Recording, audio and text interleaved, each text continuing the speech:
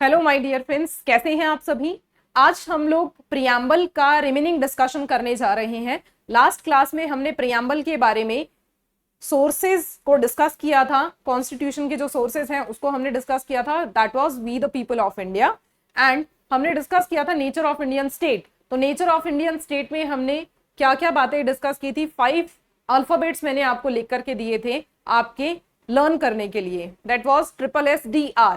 Triple S, first S stands for sovereign, second was socialist, third was secularism, and D stands for democratic and R stands for republic। इन सभी terms के बारे में हमने discuss किया था so that कि आप एग्जाम के अंदर में इनको इलाबोरेट कर पाए। तो चलिए बिना देरी किए हुए अपना रिमेनिंग डिस्कशन भी हम लोग कंटिन्यू करते हैं। और आज का जो हम लोग डिस्कस करेंगे सबसे पहले topic that is objective of preamble. Objective क्या है प्रियम्बल का, तो आइए हम लोग शुरू करते हैं। नोट करेंगे आप मेरे साथ साथ। ऑब्जेक्टिव, ऑब्जेक्टिव क्या है? What is the objective of preamble? The objective is to secure. To secure, किसको सिक्योर करना और क्या सिक्योर करना? To secure the justice, liberty and equality, justice, liberty and equality to all the citizens, to all the citizens of India, to all the people of India, and to promote and to promote and to promote and to promote, किस बारे में promote करते हैं ये? Fraternity,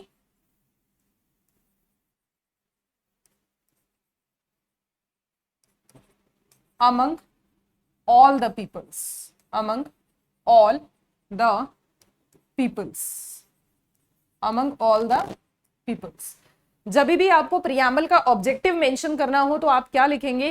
the objective of preamble is to secure the justice, liberty, equality to all its cities, all the citizens of India and to promote fraternity among all the peoples of India. Right. So यहां पर अगर मैं बात करूं important terms की, तो justice, liberty, equality and fraternity. So यहां पर हमें कुछ थोड़ा लर्न करने के लिए देखना है कि किस तरीके से हम लोग लर्न करेंगे। देखिए, ये जो टर्म है वो थोड़ा सा लोगों को लगता है कि हम किस तरीके से लर्न करेंगे। मैं आपको थोड़े से जगलर्स बना करके दूंगी जिससे आपको इजी रहेगा जस्टिस, लिबर्टी, इक्वालिटी को लर्न करना। ये देखिए, JLEF, यहां पर JLEF, मैंने JLEF बना दिया है। अब JL जवाहरलाल, पंडित जवाहरलाल नेहरू, जिनका बहुत ही गहरा कनेक्शन है प्रियम्बल के साथ में, क्योंकि इन्होंने ही अडॉप्ट करवाया था कॉन्स्टिट्यूशन ऑफ इंडिया को और इन्होंने ही लेट डाउन किया था इसको। राइट। सो यहां अगर हम बात करें जस्टिस, लिबर्टी, इक्वालिटी और फ्रेटर्निटी की, तो जस्टिस जो टर्म है वो रशियन रेवोल्यूशन से इंस्पायर्ड है, रशियन रेवोल्यूशन से। right, while all other 3 terms, liberty, equality and fraternity, ये सभी टर्म्स फ्रेंच रेवोल्यूशन से एनकरेज्ड हैं या इंस्पायर्ड हैं। तो आप मेंशन कर सकते हैं अपने आंसर के अंदर कि जस्टिस जो टर्म है, justice word was inspired by Russian revolution and liberty, equality and fraternity that was inspired by French revolution, French revolution. Clear है? बात समझ आती है? तो JLEF, JL Pandit Jawaharlal Nehru, EF equality और फ्रेटर्निटी। राइट। तो ये छोटे छोटे आपको लर्न करने में इजी रहेंगे अगर मैं आपको थोड़ा सा मेहनत करके बना करके दे दूं। राइट। सो आप लोगों के लिए इजी हो जाएगा लर्न करना इस तरीके से। JLEF डन है। आइए जरा नेक्स्ट टॉपिक पर चलते हैं। अब सारी बातें हो गई हैं। देखिए हमने बात किया सोर्सेस क्या है इंडियन कॉन्स्टिट्यूशन का, ऑब्जेक्टिव क्या है प्रियम्बल का, और अगर हम बात करें नेचर ऑफ इंडियन स्टेट की, तो नेचर ऑफ इंडियन स्टेट हम किस तरीके का रखना चाहते थे अपनी कंट्री का, तो वो हमने बात कर ली है। 5 बातें थी उसमें, SSDR। और यहाँ पर जो हमारा प्रियम्बल का ऑब्जेक्टिव है उसमें 4 बातें हैं, that is justice, liberty, equality, fraternity, JLEF। Pandit Jawaharlal Nehru equality और फ्रेटर्निटी की बात करते थे। ठीक है जी, डन। तो नेक्स्ट अब हम लोग चलते हैं, नेक्स्ट हम लोग चल रहे हैं एडॉप्शन की तरफ। ऑब्जेक्टिव के बाद अब हम बात कर रहे हैं एडॉप्शन की। भाई कॉन्स्टिट्यूशन ऑफ इंडिया को जब अडॉप्ट किया गया था तो अडॉप्ट करने के लिए क्या बातें की गई थी, या कब इसे अडॉप्ट किया गया, कहां अडॉप्ट किया गया। तो अडॉप्शन की अगर मैं बात करूं, एडॉप्शन कैसे किया गया था, देखो एडॉप्शन किया गया था कौन से दिन पे, ये डेट आपको भूलनी नहीं है बिल्कुल भी। 26 नवंबर 1949 को अडॉप्शन हुआ था कॉन्स्टिट्यूशन ऑफ इंडिया का। कहां पर, इन कॉन्स्टिट्यूएंट असेंबली। तो आप यहां लिख लेंगे इन कॉन्स्टिट्यूएंट असेंबली, कॉन्स्टिट्यूएंट असेंबली मोटे मोटे अक्षरों में लिखिएगा, आपके माइंड में, आपके बुक से ज्यादा आपके माइंड में छपना चाहिए, नोटबुक से ज्यादा आपके माइंड में ये एकदम प्रिंट हो जाना चाहिए कि 26 नवंबर 1949 को कॉन्स्टिट्यूशन ऑफ इंडिया को अडॉप्ट किया गया था। लोगों ने, we the people of India, इन्होंने ही खुद को ये कॉन्स्टिट्यूशन कॉन्स्टिट्यूएंट असेंबली के अंदर में दिया था। इन्हीं लोगों ने अपने आप को ये कॉन्स्टिट्यूशन कॉन्स्टिट्यूएंट असेंबली के अंदर में इसे अडॉप्ट कर लिया था, अपने आप को ही दे दिया था, right. So we the people of India was the source, and किसको दिया अडॉप्ट करके, किसके पास पहुंचा, we the people of India, right. तो सोर्स भी लोग हैं और अडॉप्ट होने के बाद भी अडॉप्ट भी लोगों ने खुद ही किया। बात समझ आ रही है। कहां पर अडॉप्ट किया था, कॉन्स्टिट्यूएंट असेंबली के अंदर में, क्लियर है, कॉन्स्टिट्यूएंट असेंबली के अंदर में अडॉप्ट किया था, कॉन्स्टिट्यूएंट असेंबली में अडॉप्ट किया था, डन। तो यहां पर अगर मैं असेंबली की बात करूं, कॉन्स्टिट्यूएंट असेंबली की बात करूं, तो कॉन्स्टिट्यूएंट असेंबली में जब हमने अडॉप्ट कर लिया तो इसके बारे में अब आगे फर्दर बातें आई और ये कहा गया कि भाई जरा एक बात बताओ, ये जो प्रियम्बल है, क्या प्रियम्बल कॉन्स्टिट्यूशन का पार्ट है, क्या प्रियम्बल कॉन्स्टिट्यूशन का पार्ट है। तो यहां पर बहुत ही खूबसूरत से 2 लैंडमार्क जजमेंट आएंगे जवाब देने के लिए कि प्रियम्बल कॉन्स्टिट्यूशन का पार्ट है या नहीं है। याद करिए जरा, मैंने आपको स्टार्टिंग में ही ये लिखवा दिया था, preamble is the source of Indian soul of Indian constitution. अब बताइए, बॉडी का सोल कभी उससे अलग किया जा सकता है, नहीं। क्या उसको ये कहा जा सकता है कि ये बॉडी का हिस्सा नहीं है। अब यहां पर डिफरेंट डिफरेंट जजमेंट्स आए थे सुप्रीम कोर्ट के डिफरेंट केसेस के अंदर में, जो कि लैंडमार्क जजमेंट दिए गए थे। लैंडमार्क केसेस हैं, आप इनको भूलिएगा मत, विद ईयर मैं आप लोगों को आज बताने जा रही हूं। तो यहां पर अगर हम बात करें फर्दर केसेस की, तो केसेस 2 हमारे पास आए थे। आप लिखिए टॉपिक क्या है, पार्ट ऑफ इंडियन कॉन्स्टिट्यूशन। क्या प्रियम्बल इंडियन कॉन्स्टिट्यूशन का पार्ट है या नहीं। Preamble is the part of Indian constitution or not, part of Indian constitution or not, ये हमें जानना है। मैं 2 लैंडमार्क जजमेंट आप लोगों के सामने लिख रही हूं। फर्स्ट इज, देखो पहला तो केस है री बेरूबारी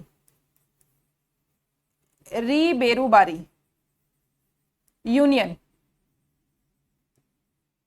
1960 का ये केस है, 1960, क्लियर है। यहां पर क्या सुप्रीम कोर्ट ने डिसाइड किया था, सुप्रीम कोर्ट का जो जजमेंट था वो क्या था इस केस के अंदर में, री बेरूबारी यूनियन 1960 का जो केस था, इसमें क्या सुप्रीम कोर्ट ने जजमेंट दिया था? Supreme court held that preamble is not the part of Indian constitution. Preamble Indian constitution का पार्ट नहीं है। तो यहां आप लिख लीजिए, इस जजमेंट के अंदर में सुप्रीम कोर्ट ने क्या कहा था? सुप्रीम कोर्ट हेल्ड दैट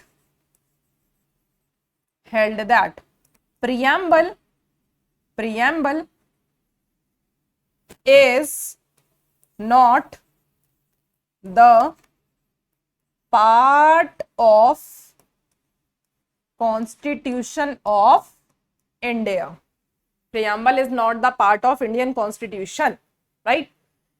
अब ये जजमेंट तो आ गया, फिर एक केस आया, केशवानंदा भारती, 1973 का केस था। जरा नोट करिए जरा।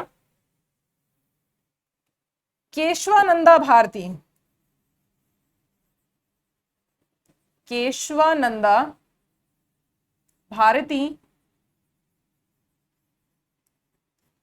Versus state of Kerala.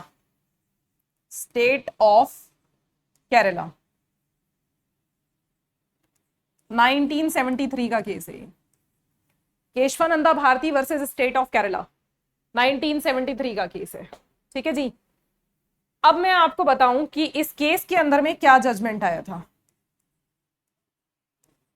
1973 का जो ये लैंडमार्क केस था, इसमें क्या जजमेंट आया था?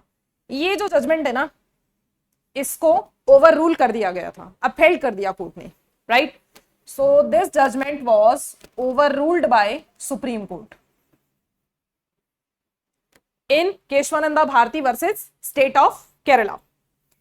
Kesavananda Bharati versus state of Kerala में क्या जजमेंट आया था? Supreme court held that preamble is, अब ओवर रूल किया है तो बताओ कुछ डिफरेंट ही होगा, अलग ही होगा, एकदम अपोजिट है ना। तो preamble is the part of Indian constitution. Preamble is the part of Indian constitution. ठीक है जी। प्रीएम्बल को क्या कहा गया? Preamble is the part of Indian constitution. अब क्योंकि ये प्रीएम्बल जो है ये इंडियन कॉन्स्टिट्यूशन का पार्ट मान लिया गया है, तो यहां पर पार्ट मानने के बाद, क्योंकि कॉन्स्टिट्यूशन एक लिविंग डॉक्यूमेंट है, हम सभी जानते हैं, समय समय पर इसमें अमेंडमेंट्स आते हैं, तो अमेंडमेंट यहां पर हो सकते हैं या नहीं हो सकते, क्योंकि अब प्रीएम्बल तो पार्ट है इंडियन कॉन्स्टिट्यूशन का, और इंडियन कॉन्स्टिट्यूशन हमारा जो है वो एक लिविंग डॉक्यूमेंट है। तो प्रीएम्बल पार्ट होने के नाते प्रीएम्बल को भी अमेंड किया जा सकता है। जस्टिस मधोलकर ने यहां पर कहा था कि ध्यान रखिएगा, amendment should not be just like that. Amendment ऐसे ही नहीं हो जाना चाहिए। जो basic structure, this is the reason कि मैंने ये स्लाइड पूरा यहां पर रखा हुआ है इस केस से रिलेट करने के लिए। Basic structure should not be taken away. आप ध्यान रखिएगा, जब आप अमेंडमेंट करेंगे कॉन्स्टिट्यूशन के अंदर में, या कॉन्स्टिट्यूशन का पार्ट आपने क्योंकि प्रीएम्बल को मान लिया है, तो आप ये मत सोचिएगा कि प्रीएम्बल के अंदर में जो उसका बेसिक स्ट्रक्चर है, उसकी जो नींव है, आप उसको ही चेंज कर देंगे। बेसिक स्ट्रक्चर नहीं चेंज होना चाहिए। और बेसिक स्ट्रक्चर में ऑब्जेक्टिव भी आते हैं। Objective is also the part of Indian constitution and preamble of Indian constitution. और ऑब्जेक्टिव में हमने 4 बातें कही थी, justice, liberty, equality and fraternity. आप ध्यान रखिएगा, ऐसा ना हो कल को कि आप अमेंडमेंट करने लग जाएं और यहां पर इन वर्ड्स में से हटा करके कुछ और एडिशन कर दें, जो कि इस ऑब्जेक्टिव को रिजॉल्व ही ना करता हो, पर्पस सॉल्व ना करता हो ऑब्जेक्टिव का। तो यहां पर जो जस्टिस मधोलकर थे, उन्होंने बहुत ही सुंदर बात कही और ये कहा कि भाई देखो, अमेंडमेंट कर सकते हो, प्रीएम्बल आपने पार्ट बना लिया है Keshavananda Bharati versus state of Kerala के अंदर में इंडियन कॉन्स्टिट्यूशन का, लेकिन ये ध्यान रखना, basic structure must not be taken away, right. तो यहां आप लिख सकते हैं, नेक्स्ट पेज मैंने ले लिया है, होपफुली आप लोगों ने नोट कर लिया होगा। सो यहां हम बात कर रहे थे Kesavananda Bharati versus state of Kerala की। Kesavananda Bharti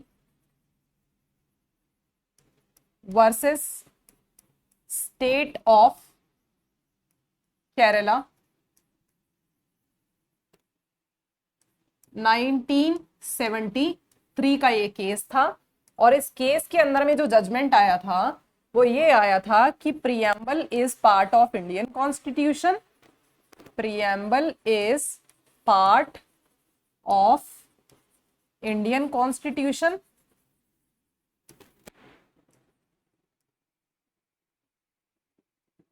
and along with this justice Mudholkar ने ये कहा था, जस्टिस मधोलकर ने ये कहा था कि justice Mudholkar said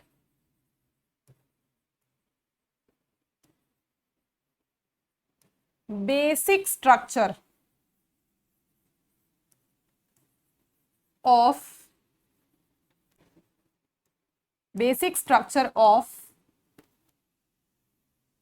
preamble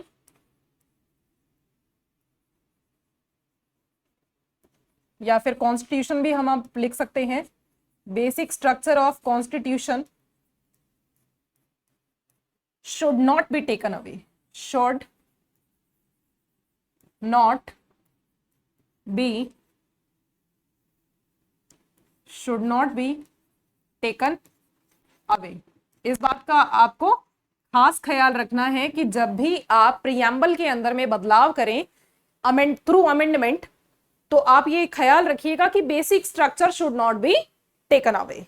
amendment आपका ऐसे ही हर चीज को लेकर के नहीं हो जाना चाहिए, बेसिक स्ट्रक्चर का ख्याल आपको रखना है। बाकी आपको परमिशन है कि आप अमेंडमेंट कर सकते हैं, क्योंकि अब तो प्रियम्बल जो है कॉन्स्टिट्यूशन का पार्ट हमने मान लिया है Keshavananda Bharati versus state of Kerala के अंदर में। और इस जजमेंट को, इस केस में जो अर्लियर ओपिनियन था, अर्लियर जजमेंट था, उसको अपहेल्ड किया गया था, ओवर रूल किया गया था through this judgment, through this case, through the judgment of this case, right. अब यहां पर बात करें कि क्या कॉन्स्टिट्यूशन के अंदर में क्या प्रियम्बल के अंदर में कभी कोई अमेंडमेंट आया है? क्या प्रियम्बल में कभी कोई अमेंडमेंट आया है? अब अमेंडमेंट पॉसिबल है तो अमेंडमेंट ऑब्वियसली आया होगा, 42nd कॉन्स्टिट्यूशनल अमेंडमेंट। यहां पर एक अमेंडमेंट हुआ है अभी तक प्रियम्बल के अंदर में, that is 42nd constitutional amendment. Constitutional amendment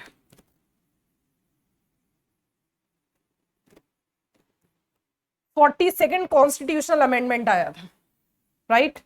और यहां पर 42nd कॉन्स्टिट्यूशनल अमेंडमेंट से हमने क्या देखा था?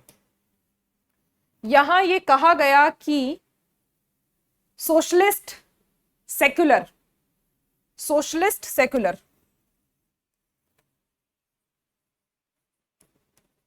socialist and secular, these words are added in constitution through the amendment of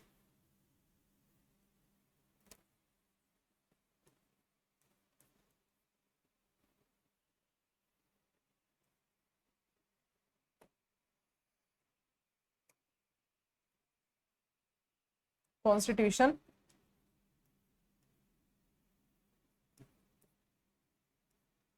right. So यहां पर सोशलिस्ट और सेक्युलर वर्ड्स जो हैं वो ऐड किए गए कॉन्स्टिट्यूशन के अंदर में through the amendment of 42nd constitutional amendment, right. यहां पर ये आप लोगों का था टॉपिक।